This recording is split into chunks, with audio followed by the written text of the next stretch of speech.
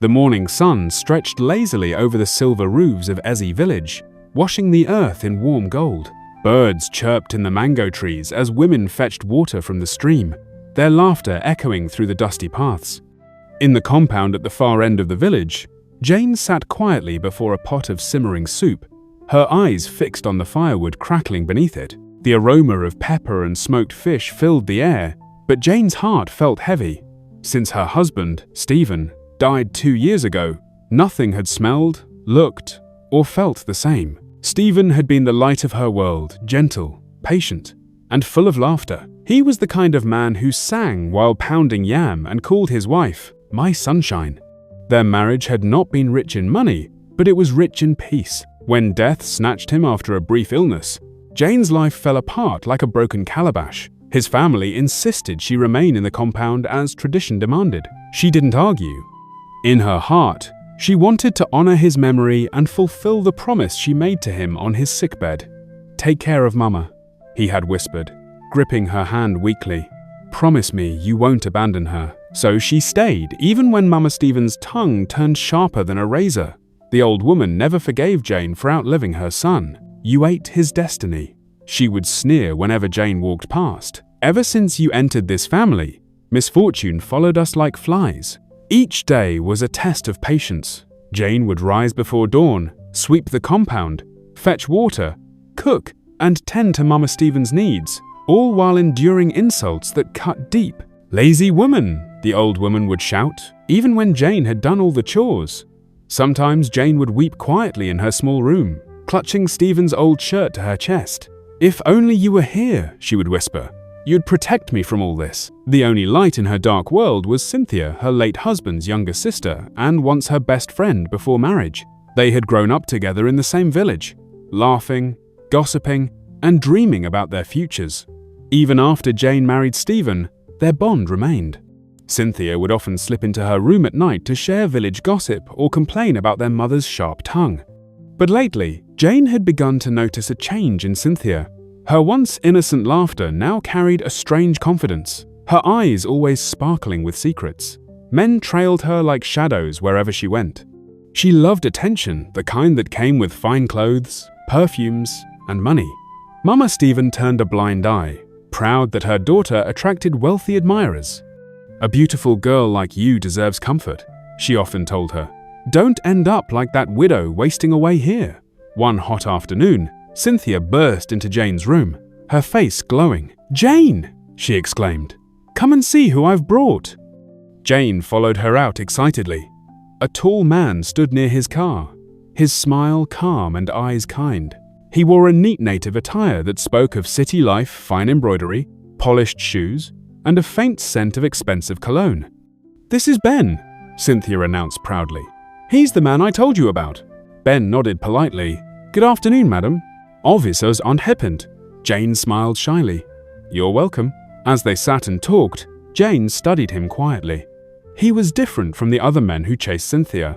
There was honesty in his eyes and gentleness in his voice. He didn't boast or make careless jokes. When he spoke to Cynthia, it was with respect, not flattery. That evening, after he left, Jane turned to Cynthia and said softly, "He seems like a good man. I hope you'll treat him well." Cynthia laughed lightly. "Of course. Do you think I don't know his worth? He's rich, humble, and owns a company in the city. Mama says I must not lose him." Jane nodded, though her heart felt uneasy. She prayed her friend would change her ways for the sake of this good man. Days turned into weeks, and wedding plans began. The compound was filled with excitement. Mama Stephen's pride grew with each visitor who came to congratulate them. "My daughter will soon marry a wealthy man," she would brag. "God has finally remembered us." Jane was happy too. She helped Cynthia in packing all she needed for the new life as a married woman, and did most of the running around in preparation for the ceremony. Even though Mama Stephen wouldn't allow her to sew Cynthia's wedding dresses, "Don't transfer bad luck to my daughter," she said, mocking her. But Jane wasn't bothered. She was too happy for Cynthia to be bothered by what Mama said. Then came one cloudy evening. Tragedy struck. News came from the city that Ben's car had crashed on his way to a business meeting. He survived, but his legs were badly injured. The doctors said he might never walk again. Cynthia fainted when she heard. For days, she cried uncontrollably, refusing food. "Why him?" she wept. "Why now?" Mama Stephen comforted her. "Don't cry too much, my daughter. God will heal him." When Ben returned home in a wheelchair, some villagers came to see him. He looked pale but still managed a faint smile. "God kept me alive," he said softly. "That's enough for now." At first, Cynthia tried to stay strong. She visited him daily, bringing food and small gifts. But as weeks passed and his condition showed little improvement, her visits grew shorter and less frequent. Soon, she stopped going altogether. "Ben calls you every day," Jane reminded her one morning. "Why don't you answer?" Cynthia sighed, twisting her braids. "Jane, I can't do this anymore. I'm too young to spend my life pushing a wheelchair. Mama says I should think of my future." Jane's eyes widened. "Cynthia, he loves you. You can't abandon him like that." "I didn't sign up to be a nurse. If you pity him so much, go and take care of him yourself," Cynthia snapped. Her words stung like fire. Jane stared at her, speechless. A few days later, Ben arrived at their compound, carried by his driver. He looked thinner, his once bright eyes now dull. "Cynthia," he called softly from the car. "Please come out. I just want to see you." But Cynthia hid inside her room, trembling. She turned to Jane desperately. "Please, tell him I've traveled. I can't face him. I can't." Jane hesitated, torn between truth and loyalty. But seeing Cynthia's pleading eyes, she finally nodded and stepped outside. "Ben," she said quietly, walking to the car. "Cynthia traveled for her nursing exam. She asked me to tell you." He frowned. "Nursing exam? She never mentioned that to me. I just needed to see her face, to talk to her." "Does she ever ask about me?" Jane swallowed hard. "She does," she lied softly. "She prays for you." Ben sighed, his face shadowed by disappointment. "I thought love meant standing by each other when things go bad." "Maybe I was wrong." Jane's chest tightened. "Don't lose hope," she said gently. "God still has a plan for you." He nodded slowly. "Thank you, Jane. You've been kind." As the car drove away, Mama Stephen came out from the backyard, scowling. "So that cripple has started coming here again?" she snapped. "If Cynthia doesn't want him, let him stay away. He shouldn't bring his curse into this house." Jane turned to her calmly. "Mama, he's not a curse. He's a man going through pain. Can't we show him a little kindness?" "Kindness won't put food on our table," Mama Stephen barked. "If you like, waste your time on him, but don't drag my daughter back into that mess." That night, Jane couldn't sleep. She kept thinking of Ben's sad eyes and trembling voice. Something in her heart refused to rest. The next morning, she walked to Ben's house. He was surprised to see her. "Jane?" he said, blinking. "I didn't expect you. I came to help," she said simply. "You shouldn't be alone with only your mother running around." From that day, Jane became his quiet helper. She cooked his meals, cleaned his house, and kept him company. She listened when he spoke about his fears, the loneliness, the pain, the humiliation of needing help for everything. Sometimes, when she found him lost in thought, she would say, "You'll walk again, Ben. God isn't done with you." He would smile weakly. "You always sound so sure." "Because I've seen God raise the broken before," she'd reply softly. Their bond grew deeper with each passing week. Jane found peace in caring for him, and Ben found hope in her presence. Mama Ben is always so grateful to Jane for her kindness. "Jane," she said one afternoon, holding her hand warmly, "God will bless you. You are doing what even his fiancé couldn't do." "God will wipe your tears too, my daughter," she said in teary eyes. Jane smiled humbly. "He's a good man, Mama. He deserves love, not pity." Mama Ben nodded with tears in her eyes. "I lost my husband years ago. I know what loneliness feels like. Please, don't stop coming." Not long after, Ben received a mail that could change his present condition. A hospital in the United States had agreed to perform a surgery that might restore his ability to walk. It was risky, but hopeful. Jane was overjoyed when he told her. "You see," she said, smiling.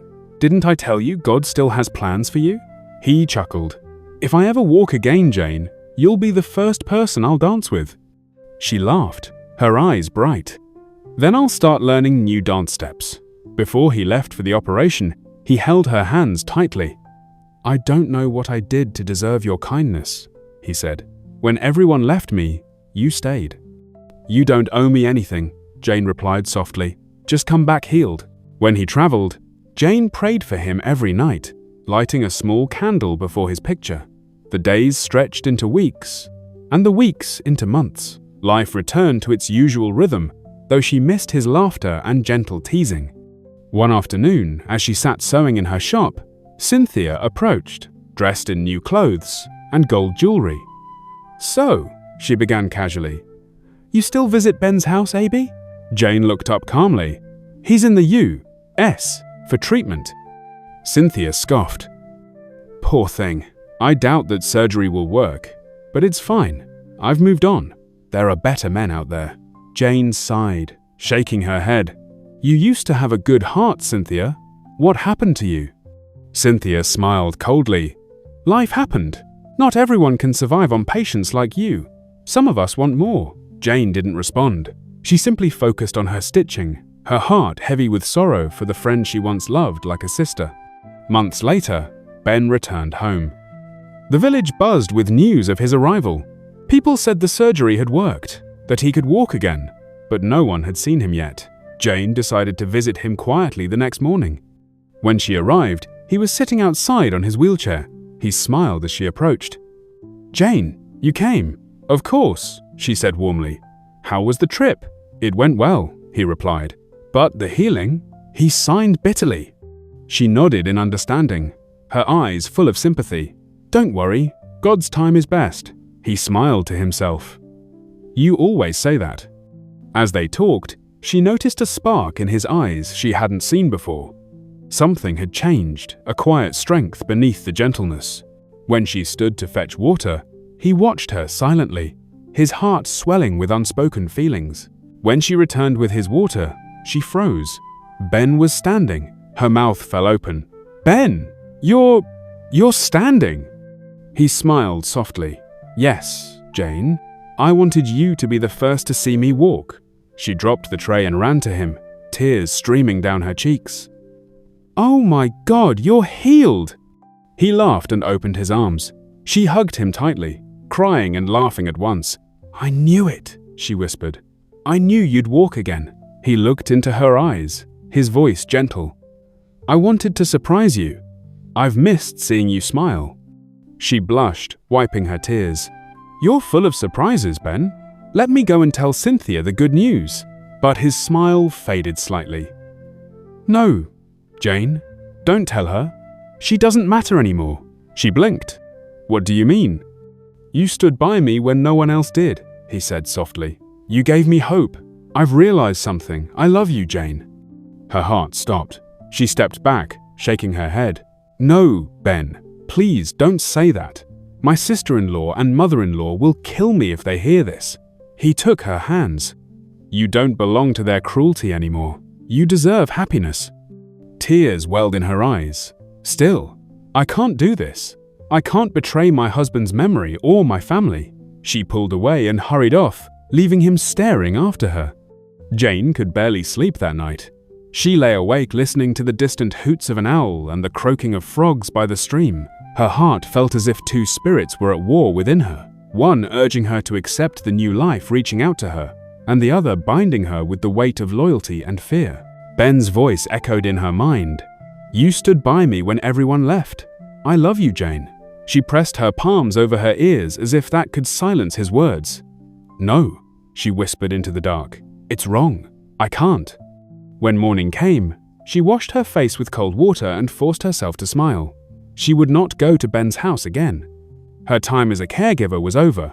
Her duty to kindness had ended. She would return to her sewing work and mind her own life. The days dragged slowly. She avoided the road that led to Ben's compound, even though each time she passed the junction her heart pulled toward it. Sometimes she imagined him sitting by the window waiting for her, but she fought the urge to see him. One evening, while she was closing her sewing shop, she heard footsteps behind her. Jane, her heart skipped. She turned. It was Ben. He looked different, stronger, healthier. yet his eyes carried the same softness. "I came because I was worried," he said quietly. "You vanished without a word." Jane looked away. "I had to. People will talk." "Let them talk," he said. "You're not doing anything wrong." "But you told me you love me," she murmured. "I meant it," he replied, stepping closer. "And I'll keep meaning it. You gave me life again." She shook her head quickly. "Please don't say that. My late husband's family will never allow it. They will say I seduced you for money." He sighed. "Then leave them, Jane. Leave the people who only cause you pain." Tears welled in her eyes. "I can't. They are the only family I have left." Ben's shoulders sank. "Then promise me you'll at least be happy." "I know." She managed a faint smile. "I will try," he nodded slowly, knowing he had lost her at least for now. From that day, Jane buried herself in her work. Her sewing machine became her companion, its rhythmic hum filling the silence in her heart. She began making clothes for women in neighboring villages, and her little shop gained attention. Sometimes she smiled genuinely, but whenever she saw a man in fine clothes pass by, her mind drifted to Ben. It was about 3 weeks later when Cynthia returned from the city. She arrived in a fancy car, wearing a gorgeous outfit. The whole compound buzzed with excitement. "My daughter has come back!" Mama Stephen shouted proudly, dancing around the courtyard. When Jane came out to greet her, Cynthia embraced her with exaggerated warmth. "My sister!" she cried. "You look so thin. I've missed you." Jane smiled politely, though her heart was guarded. "Welcome back, Cynthia. How was the city?" Cynthia laughed. "Ah, city life is sweet. The men there know how to treat a woman, not like these villagers." Mama Stephen clapped her hands happily. "Tell them, my daughter, you were not born to suffer here." One afternoon, Jane mentioned casually, "Ben is back from his surgery." Cynthia's eyes widened slightly. "Really?" she asked, surprised. "Yes, he can walk now." Cynthia was surprised. "Are you for real?" she said with a raised brow.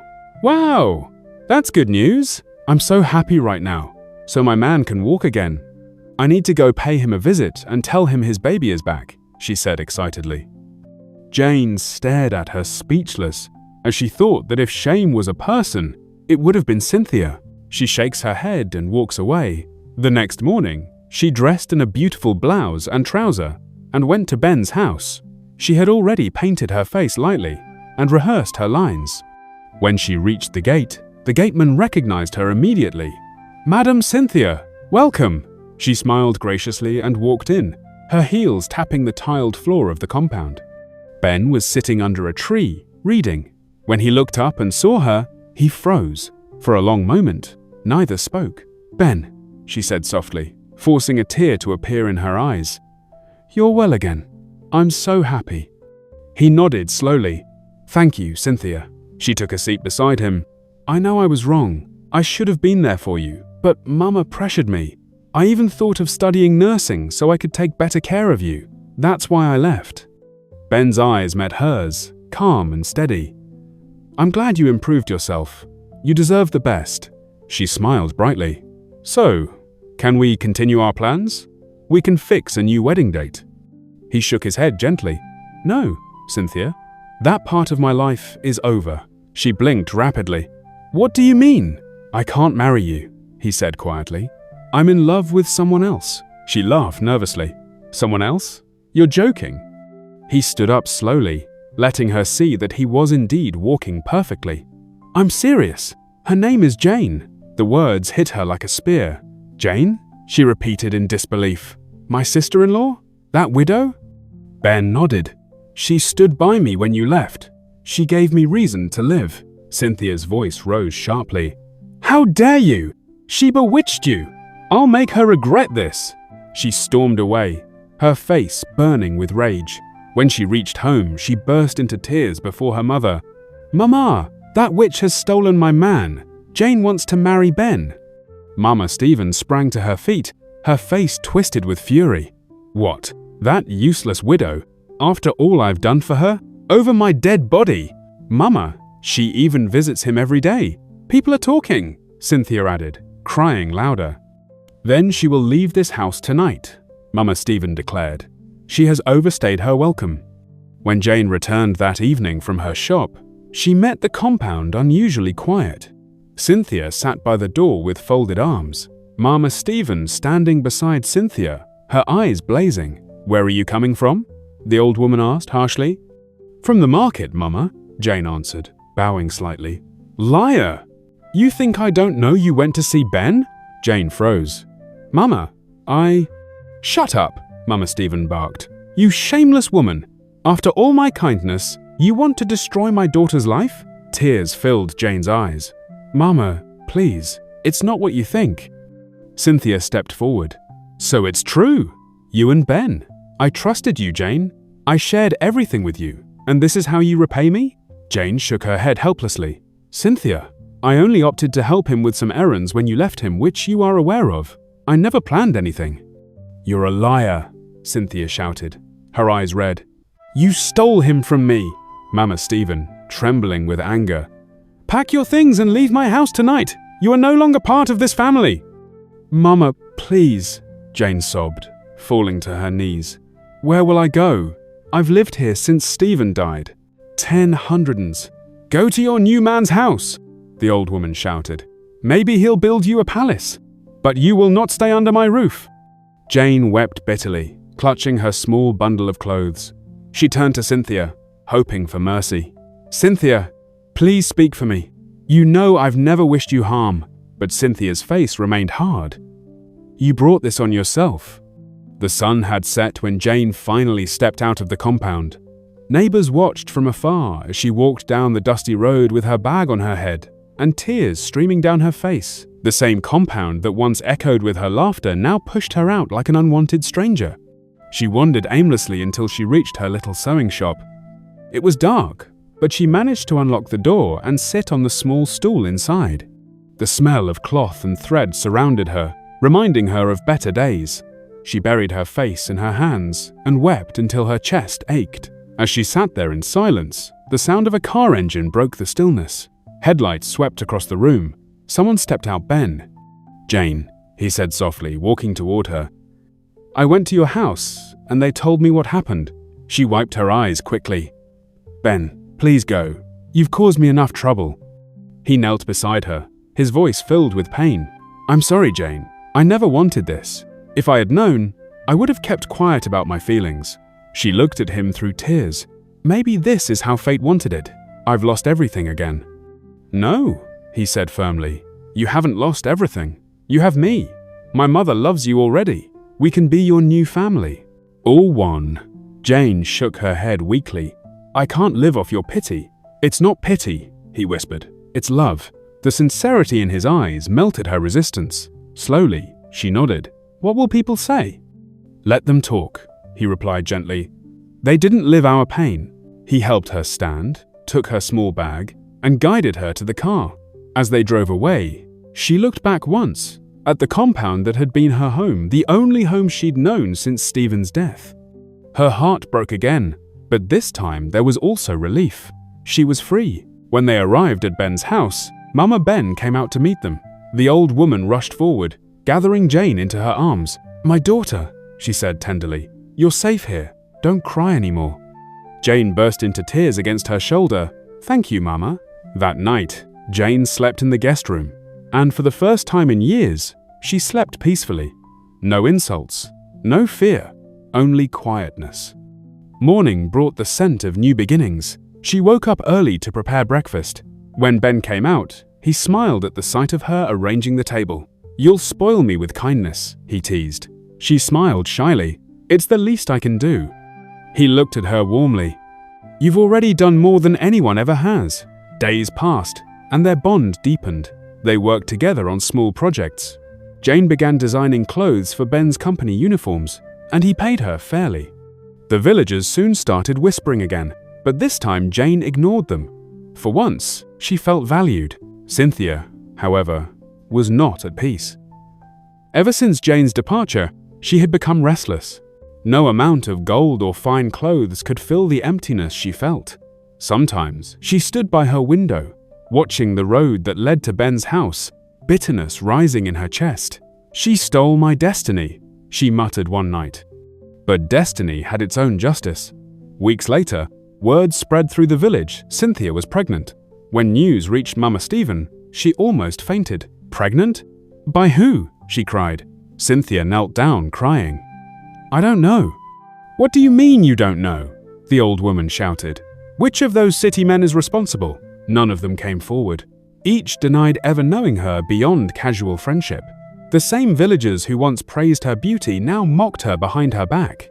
Meanwhile, Ben and Jane's relationship blossomed quietly. One evening, as the orange sun sank behind the hills, he went on one knee and took her hand.